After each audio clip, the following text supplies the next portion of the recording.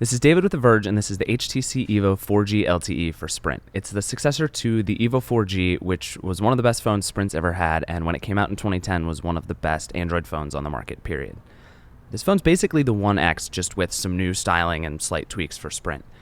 The back of the phone is what's most noticeably different. There are two different parts to the back. There's a matte black piece on the bottom, which is really smooth and feels really nice, and up top there's a glossy finish with the red ringed camera lens inside it. And it's a really nice look when you first take it out of the box, but after about 5 minutes of using it, the top part starts to pick up a lot of fingerprints and just really doesn't look as good, and you'll find yourself wiping it off, constantly trying to get it back to a clean finish. In between the two pieces, there's a red stripe which actually houses a kickstand. Sprint really loves kickstands for some reason, and this one's a pretty good one. It'll actually hold up the phone in a couple of different positions and orientations, and it's totally unobtrusive, so you really won't even see it if you don't actually want to use it. It's kind of hard to get out, but is a nice feature to have if you want to watch videos or use your phone at your bedside table. Other than that, this is a really well-built phone, just like the One X and the One S before it. It's really solid and sturdy and has kind of a metallic feel thanks to a metal ring around the edges. It's a really nice phone and just really good to hold in your hand, even though it's enormous. Other than the look, the Evo 4G LTE is basically the same phone as the One X. It has a 4.7-inch 720p Super LCD display, which is just fantastic. It has amazing viewing angles, it's incredibly accurate, and it's just one of the best displays we've ever seen on a smartphone. There's also an 8-megapixel camera in the back, along with HTC's ImageSense chip, which makes the whole app experience really fast. The camera can actually shoot in a burst mode up to 200 shots all at once, which is pretty crazy for a smartphone.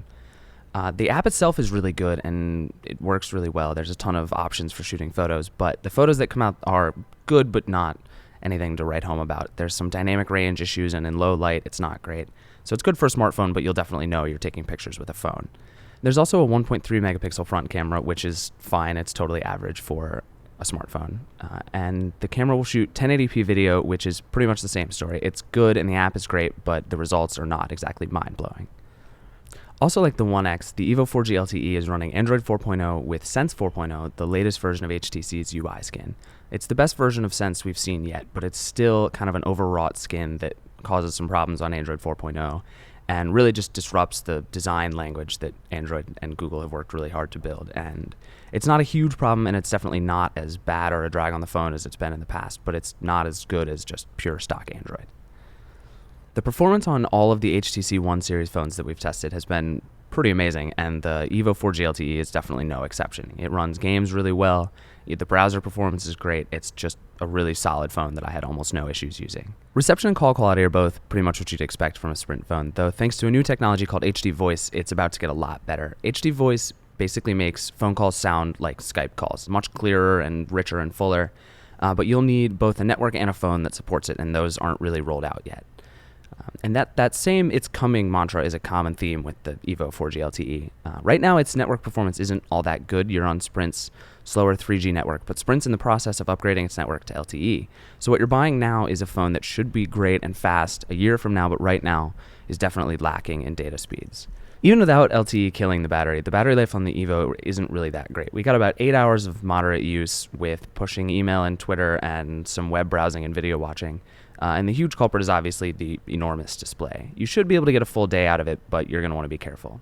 The Evo 4G LTE is absolutely the best Android phone available on Sprint right now. It's also maybe the smartest buy since it's future-proof and will be able to be on Sprint's LTE network when it's finally ready. The only problem is we're not really sure when that's going to be, and the rollout is likely to be slow over the next couple of years. If you're committed to Sprint, you should absolutely buy this phone now, but if you have your choice, for right now, you're probably better off with a phone like the One X, which is a really similar phone and can already connect to AT&T's LTE network.